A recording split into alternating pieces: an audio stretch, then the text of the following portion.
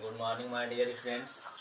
आज हम लोग को पढ़ना है क्लासिफिकेशन ऑफ क्रिस्टलाइन सॉलिड्स, यानी क्रिस्टलीय ठोसों का वर्गीकरण। यानी अब हम ये जानेंगे कि क्रिस्टलीय ठोस कितने प्रकार के होते हैं। यानी क्रिस्टलीय ठोस को अगर हम देखें तो यह क्रिस्टलीय ठोस दो प्रकार के होते हैं। पहला होता है कि अवयवी कणों के मध्य बंध के आधार पे, और जो दूसरा उसका टाइप होता है वो होता है ज्यामिति के आधार पे। तो अगर हम पहले की बात करें, यानी अवयवी कणों के मध्य बंध के आधार पे जो क्रिस्टलाइन सॉलिड होता है या क्रिस्टलीय ठोस होता है, यह चार प्रकार के होते हैं।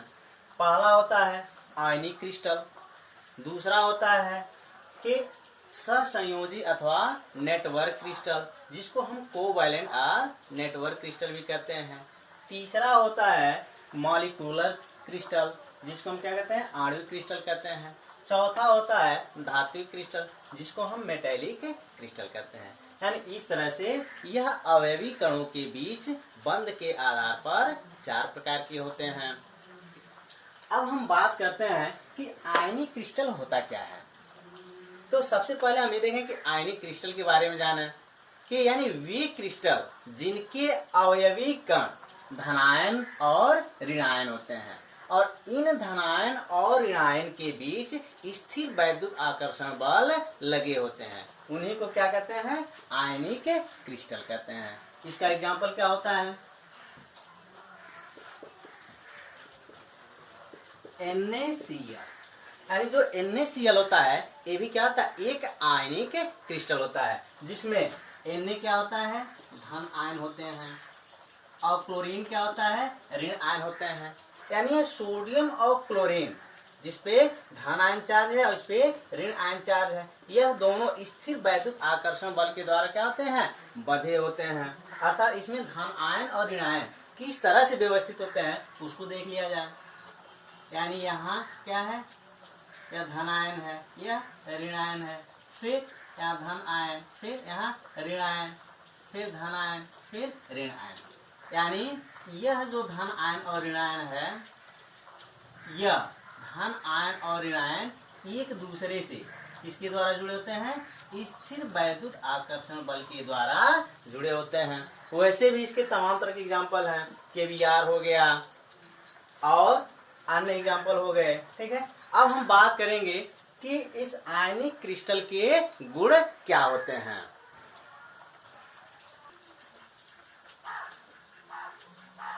तो अब हम इसके गुण के बारे में बात करते हैं।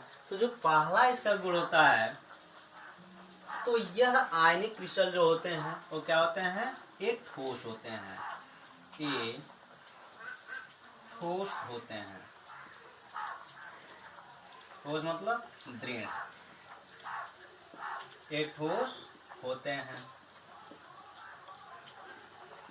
दूसरा गुण क्या होता है कि ये भंगुर होते हैं। क्या होते हैं, भंगुर होते हैं। भंगुर का मतलब ये टूट जाते हैं, यानी छोटे छोटे क्रिस्टलों में टूट जाते हैं, उसे क्या कहते हैं, भंगुर कहते हैं। तीसरी जो इसकी गुण होती है ये क्या होती है कि इनकी जालक ऊर्जा,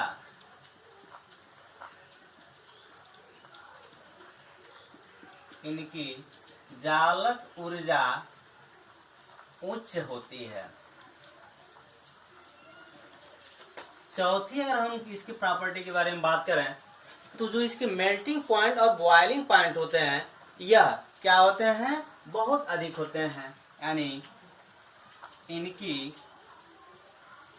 जो क्वथनांक, जिसको हम कहते हैं क्वथनांक, यानी इसको हम इंग्लिश में क्या कहेंगे, बॉइलिंग पॉइंट, और गलनांक, इसको हम मेल्टिंग पॉइंट कहते हैं, अधिक होते हैं, अधिक होते हैं। दूसरी चीज कि ये क्या होते हैं कि ये जलीय अवस्था अथवा गलित अवस्था में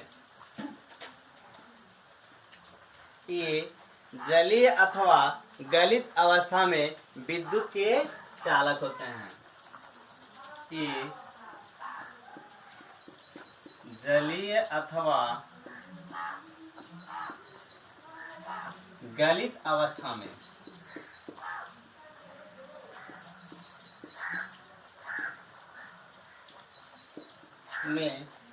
विद्युत के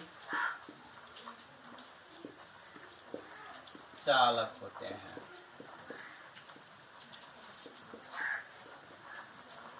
यानी ये जलीय अथवा गलित अवस्था में क्या होते हैं, विद्युत के चालक होते हैं। लेकिन ठोस अवस्था में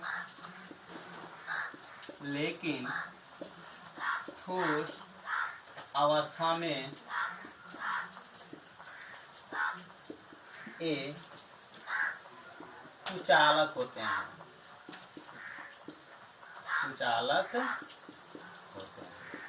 यानी इस तरह से हमने इसके प्रॉपर्टी को देखा।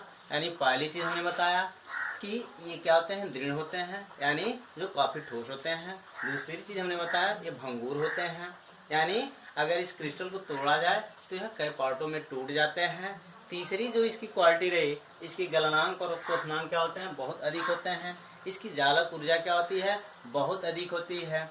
और नेक्स्ट इसकी प्रॉपर्टी है कि यह चाहे जलीय अवस्था में हो या गलित अवस्था में हो, उसमें क्या होते हैं, विद्युत के चालक होते हैं। लेकिन ये जो ठोस अवस्था में होते हैं वहीं पे क्या हो जाते हैं, विद्युत के कुचालक हो जाते हैं।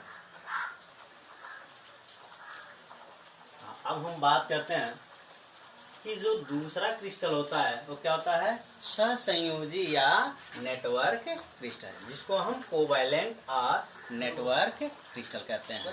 अब हम ये जाने कि नेटवर्क क्रिस्टल किसे कहते हैं या सहसंयोजी क्रिस्टल किसे कहते हैं। यानी वे क्रिस्टल जिनके संघटक कण, ये संघटक कण अणु भी हो सकते हैं, परमाणु भी हो सकते हैं, आयन भी हो सकते हैं। तो जो ये संघटक कण है, ये संघटक कण आपस में सहसंयोजी बंध के द्वारा जुड़े होते हैं, उन्हें क्या कहते हैं, सहसंयोजी क्रिस्टल कहते हैं। जैसे अगर हम बात करें कि किसी कार्बन के रूप का, तो यह माना तो ये क्या है, कार्बन है। तो यह जो कार्बन है यह किसके द्वारा जुड़ा होता है, सहसंयोजी बंध के द्वारा जुड़ा होता है। जैसे यह कार्बन इससे जुड़ गया, ठीक। फिर अब यहां से क्या हो गया, ये यहां जुड़ गया, फिर यहां जुड़ गया, फिर यहां जुड़ गया। उसके बाद अब यह कार्बन की अगर हम बात करें तो फिर यहां जुड़ गया, यहां जुड़ गया, यहां जुड़ गया।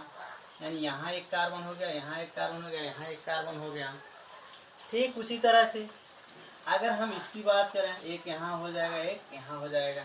तो यानी जितने भी यह कार्बन के अपरूप होते हैं, ये सभी कार्बन के अपरूप क्या होते हैं, सहसंयोजी बंध के द्वारा जुड़े होते हैं। अब हम बात करते हैं कि इस सहसंयोजी क्रिस्टल के या नेटवर्क क्रिस्टल के गुण क्या होते हैं। तो सबसे पहला गुण ये होता है कि इसका जो बॉइलिंग पॉइंट होता है या मेल्टिंग पॉइंट होता है यह अधिक होता है, पहला गुण हो गया। दूसरा गुण क्या होता है कि यह बहुत ही कठोर होता है। तीसरी चीज कि अगर हम ग्रेफाइट को छोड़ दें तो जितने भी सहसंयोजी क्रिस्टल होते हैं वे सभी क्रिस्टल क्या होते हैं, विद्युत के कुचालक होते हैं।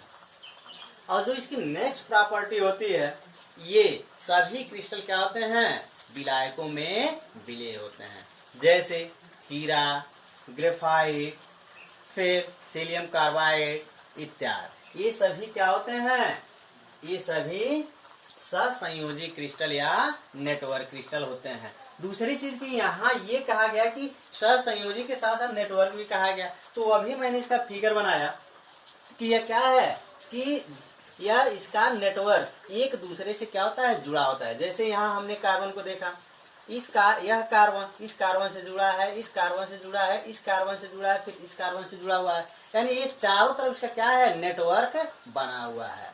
इसीलिए हम इसको नेटवर्क क्रिस्टल भी कहते हैं। धन्यवाद।